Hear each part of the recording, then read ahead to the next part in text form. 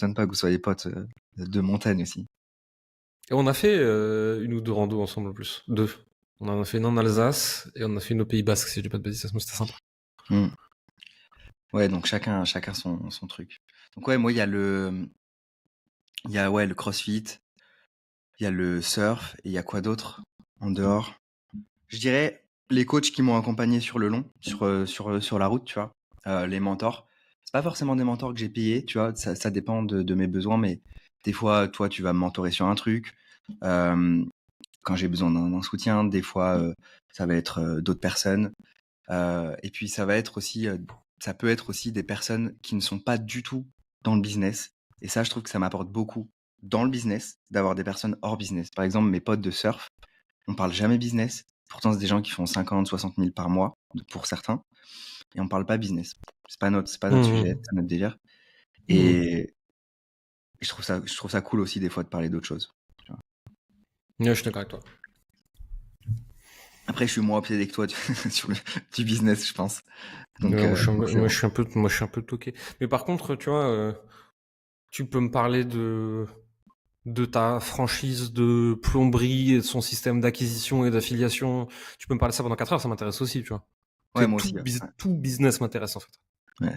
Et comment il est construit et quels sont les pricing et tu vois, enfin, c'est le sujet du business pour moi, c'est un jeu de Lego géant.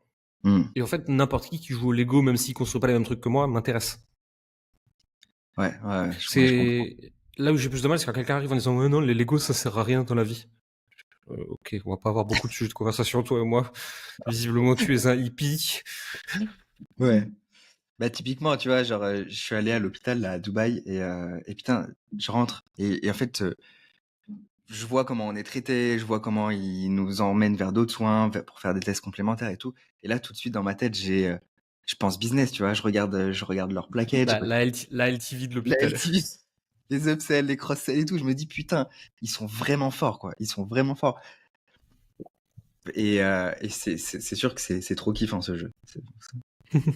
C'est le meilleur jeu. Et je me disais même, putain, en vrai, là, je suis dans le business en ligne, mais je pourrais être dans n'importe quoi. En fait, ça ferait kiffer. Juste, on connaît peut-être pas d'autres industries, mais on kifferait tout autant. Non, Ouais. bien sûr, je suis d'accord avec toi. Seul truc, c'est que ça va peut-être aller en confrontation avec la valeur liberté, quoi. Selon les autres trucs. Autre question, quelles sont les autres personnes qui ont un marketing qui vous impressionne et pourquoi? Ça peut être sur le marché américain. Par exemple, j'ai vu le tunnel de X, ça m'a mis une claque. Je réfléchis.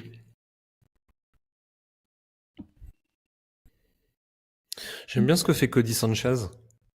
Je trouve que le positionnement de marché est brillant. On est sur, oui, j'étais chez Goldman Sachs, le M&A, c'est ce que je connais le mieux, mais j'ai décidé de revenir à des choses simples de l'américain moyen avec des boring business, avec des laveries, des machins, des trucs.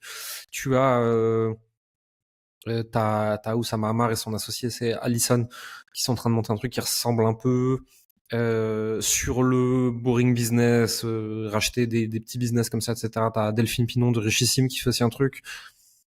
Ce truc de on est une nation de boomers qui arrive pas à transmettre. Qu'est-ce qu'on fait de toutes ces boîtes? Eh ben, ces boîtes, pour beaucoup, elles tournent déjà toutes seules. En fait, faut juste un dirigeant visionnaire avec un peu de cash ou pas. Comment est-ce qu'on les transmet, etc. Et toute l'industrie autour de ça. Tous les gens qui dépoussièrent ça.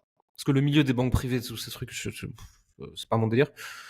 Tous les gens qui essaient de dépoussiérer ça, je trouve ça intéressant. Et après, il y en a qui le font plus ou moins bien. Il y en a qui sont là pour faire connaître du grand public et qui vont faire de la formation mass market. Il y en a qui sont des putains de techniciens. C'est comme tout, tu vois. Il y a des gens qui ouvrent un marché et puis ensuite, il y a les spécialistes derrière, tu vois.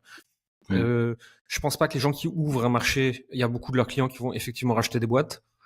Mais ça fait découvrir le truc à énormément de gens et ça repopularise l'industrie.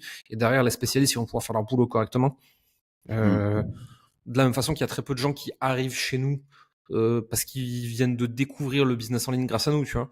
Mais des gens qui ont déjà testé des trucs, qui ont vu que c'était pas si simple et qui ensuite veulent bosser avec des spécialistes, ils arrivent chez nous, ces gens-là.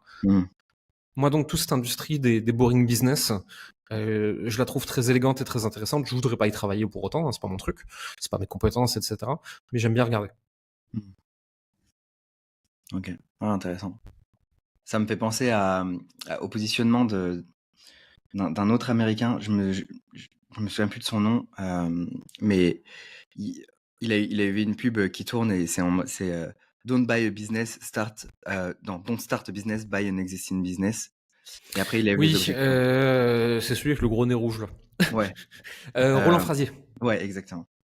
Merci. Et ça a été repompé allègrement sur le marché français, mot pour mot. Ouais. Comme beaucoup de choses. Et justement, ce gars, je trouve que j'aime bien son positionnement. Pour rebondir sur ce que tu disais, après je te donnerai moi mon avis sur les choses qui m'impressionnent.